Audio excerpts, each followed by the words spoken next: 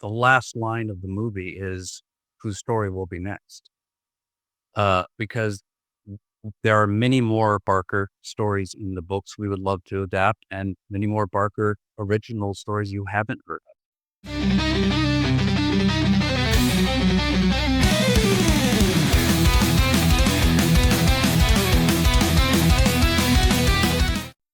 Hey, Clive, Brandon, thank you for the assistance. I'm glad to have you here. Don't know what I'd do without you. Kill your mustache, man. Mustache. Thank you. It means a lot coming from you. I appreciate it. of. Everything is that website. Yeah, the like VHS collective, the tape trading collective. A friend of mine just introduced me to it. Wow. Say what you Yeah, it's really something. Yeah. Anyway. So let's get started chatting here about Books of Blood. Very exciting to finally see this movie come out. I guess we'll start with Brannon and then we'll kind of jump over to Clive. But Brandon, I was curious what you felt was the key to making a Clive Barker adaptation such a success. It's that guy. I don't know what is wrong with him, but he's got some real disturbing ideas in his head. Well, but the key was to work with Clive on it.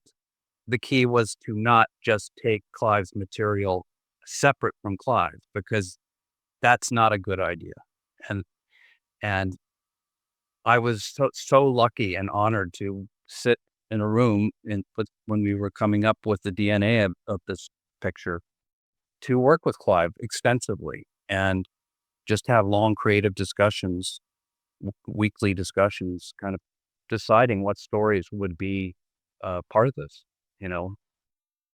And for Clive, since you had so many projects, so many of your stories brought to life over the years, what are the ones that appeal to you most? Is it ones that go completely different directions from what you had planned? Or are they ones that stick closer to the source material? I think it's always gonna be, in the hands of a director, that you trust. I mean, I trusted Brannon. As Brannon said, we had, I don't know, what, 18 months together, off and on, talking, Brannon? Yeah, I mean, we had a long time talking through not just the Books of Blood adaptation, but a lot of other stories I had in my head, which I wanted to share with Brandon for future uh, uh, movies. And so, if you've got somebody whose intellect you trust, whose aesthetic sense you trust, whose sense of what is scary you trust, then you don't try and get in their way. And so I've learned over the years that if you respect people and let them do their thing, then the work at the end of it is going to be all the better for that. Well, and the film, of course, is called Books of Blood, and so I'm sure some people are curious about how there's so many books of blood. Brandon, I was curious with your approach. Was that the Book of Blood always the keystone to opening up this entire world? Well, yeah, in part, the core of this movie is the origin story of the Book of Blood, which in fact is the first story in the first volume of Books of Blood, and the last story. Um, and that had to be part of this. And without question, you know, the last line of the movie is whose story will be next. Because there are many more Barker stories in the books we would love to adapt, and many more Barker original stories you haven't heard of, that we would like to do. So we're hoping this is the first of many volumes of an anthological film series. So we hope people watch. Well, yeah, that's very exciting because I know the original kind of concept was potentially to do like a TV show, and then it morphed into the film. So I'm curious, either Clive or Brandon. I guess I'll go with Clive. Are there particular, whether it be like Books of Blood or other stories of yours that you'd like to see adapted for this anthology franchise? For sure.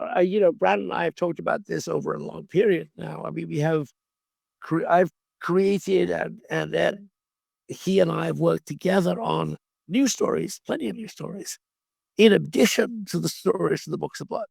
So we've got pretty limitless library of things which you know are going to send shivers down your spine. It's it's it's got to be about the variety of stories that we can tell. The books of blood have always been about that. That was the whole idea of writing so many books with so many stories in, was that people would see that horror story isn't just Frankenstein, it isn't just Dracula. Horror stories can be set, right now in the middle of your life. They can be very intimate. They can be very localized. They can happen inside the head of the protagonist, all kinds of possibilities. And then sometimes, as I've done in a few of my stories, it can be spectacular in terms of what actually happens physically to characters. There's a story called In the Hills of Cities, which falls into that category. So you can do all kinds of things, is what I mean.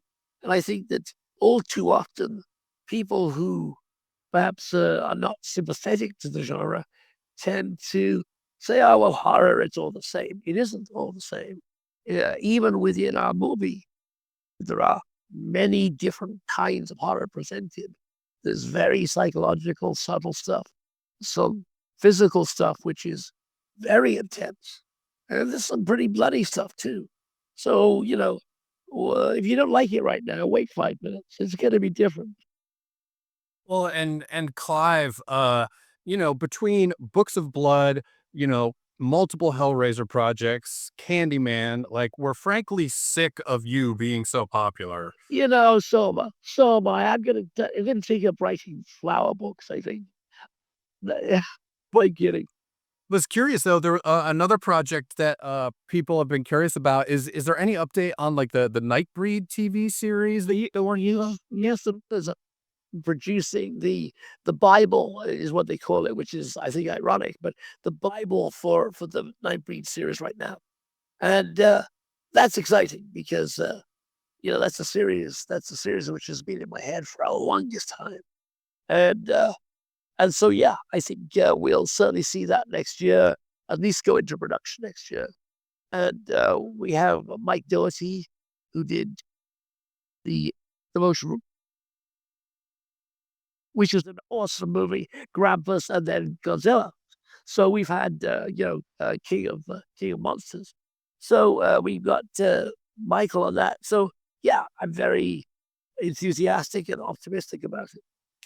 And Brannon, I would say that Clive Barker's name alone is as iconic as like a Freddy Krueger or a Michael Myers. So I'm curious, what do you think would surprise people to learn about Clive that you've learned from collaborating with him? Wasn't fair. He's gonna have to lie.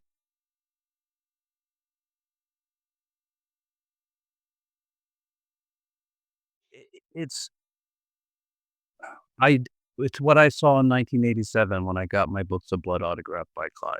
Um, he when I first laid eyes on him and he sat down and it was his first American book signing, and he was a beautiful, kind man and completely open-hearted, and I saw it from the moment he sat down and opened his arms to the fans and drew a picture in every book and took mine, and it's not what I expected after reading the those 6 volumes, as someone once said, it's kinda like the Beatles putting out all their albums on the same day. Uh, well well, it's the most he's just generous and loving and kind, and even the most ghastly and twisted horror stories that he comes up with are coming from a deeply humanistic place. His stories are not meant to destroy humanism, but to bolster it in some way. Thank you for that. You could say that Clive is a demon to some and an angel to others. And you wouldn't be far wrong, but with a heavy emphasis upon the demon. And I guess both for Brannon and for Clive, whether it is for like Books of Blood or if it's for an entirely new project, if Brannon, if there was one story that you are dying to get to adapt, and Clive, if there's one story that you'd really like to see another creative kind of reinterpret, Brandon, we could start with you. What Clive Barker story would you like to take another crack at? There are many stories in the Books of Blood that I'm eager to do. There are two in particular. One that I think can be done beautifully, and to me is the scariest of the stories, which is Pig Blood Blues. And the other, which is almost impossible to film, which is a compliment to Clive Barker's uncanny writing, meaning you have to read it to understand how amazing it is In the Hills to Cities. I think a lot of filmmakers would love to take a crack, but I don't know how it could be done properly. And we haven't discussed it yet, but those are two. I think it's interesting because we've talked about a lot of these, Brandon, right? And there's also a story called The Life of Death, which is a story I'm very close to because it's about the unearthing of a medieval plague pit. And I'm sorry to be sort of if this is in bad taste, but the fact is that plagues are in our minds right now. Plagues are in our minds big time. And we've seen film, taken from the sky of fields and filled with graves, new graves. This is something that the medieval mind would have understood completely. And I had a friend whose job it was to get in those hazmat suits and go into newly opened plague pits where there would be hundreds of people who'd just been thrown into pits because they had to bury them as quickly as possible. And I thought, wow, there's a story there. And this lady who I was teaching playwriting to, she was an amazing lady, and I quizzed her about it. She gave me all the inside skinny, and I told Brandon at some point, we've got to do this. We got to go to England because it's set in England, and tell this story. So that would be one that I'd love to see Brandon do. Very exciting. Well, guys, I can't thank you enough for taking the time to chat with me. It was such a pleasure to talk about this movie with you guys, and hopefully we can get together in 6 months and talk about the sequel. I would love to hear that. Thank you, my friend. Take care. Thanks so much. Bye bye.